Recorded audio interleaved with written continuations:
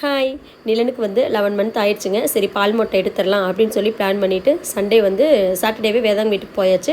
Sunday காலையிலே சீக்கிரமாக கிளம்பி கோயிலுக்கும் போயாச்சுங்க. கோயிலுக்கு போனதுக்கப்புறம் அவங்க வீட்டில் பொங்கல் வச்சுருந்தாங்க.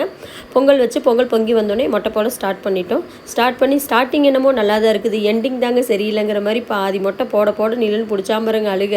இந்த அழுகையை யோசிக்கும் போது ஒரு கதை வந்து என்னென்னா, ஹர்ஷா வந்து திருப்பதியில் கூட்டிகிட்டு போய் மொட்டை போட போகும்போது பாதி மொட்டை அடிச்சிட்டாங்க. பாதி மொட்டை முடியவே முடியாதுன்னு அந்த மொட்டை போடுற இடத்தவே 4 வாட்டி சுற்றி வந்தால் அது வந்து திடீர்னு ஞாபகம் வந்து அதை வந்து சொல்லி சிரிச்சிட்டு இருந்தோம். ஒரு வழியாக மொட்டையெல்லாம் அடித்து சந்தனம்லாம் பூசி புது ட்ரெஸ் எல்லாம் போட்டு உட்கார வச்சாச்சு. டிஃபன் வந்து நாங்கள் வீட்டிலே செஞ்சு எடுத்துகிட்டு போயிட்டோம். வெஜிடபிள் பிரியாணி, காலிஃப்ளவர் சில்லி, தயிர் சாதம், அப்புறம் சக்கரை பொங்கல் வந்து கோயிலில் வச்சது இதெல்லாம் வச்சு சாப்பிட்டுட்டு சாமியும் கும்பிட்டுட்டு மொட்டையும் போட்டுட்டு வீட்டுக்கும் கிளம்பியாச்சு. அப்புறம் கொஞ்சம் அப்பப்போ ஃபோட்டோஸ்லாம் எடுத்துகிட்டு, ஏன்னா நம்மளுக்கு ரீல்ஸுக்கு வேணுமே அப்படின்னு சொல்லி ஃபோட்டோஸ்லாம் எடுத்துகிட்டு வீட்டுக்கும் கிளம்பி வந்தாச்சுங்க. பாய்.